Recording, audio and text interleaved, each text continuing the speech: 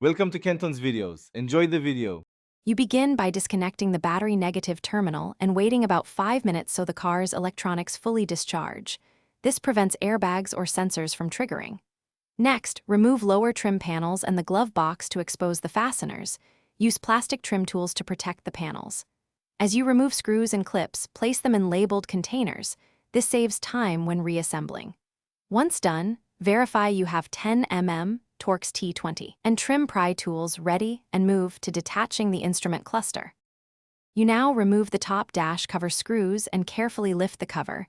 There are hidden clips near the vents, so lift evenly to avoid cracking. After exposing the cluster, remove the Torx bolts and tilt the instrument cluster forward slowly to reveal the wiring connectors.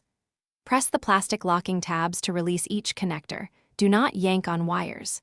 If a connector is stiff, wiggle the tab gently while pulling. Make sure to mark each plug with tape so you can reconnect them correctly later. You can now free the instrument cluster from the dash and lift it out while routing connectors away from sharp metal edges. This prevents chafing later. Inspect the back of the cluster for damaged foam, broken clips, or burnt bulbs and replace parts as needed before reinstalling. When you put everything back, torque screws snugly and reconnect the battery last.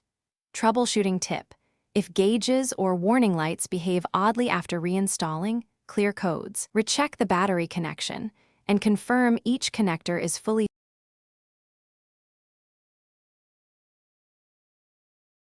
Thanks for watching. Consider subscribing if we helped you.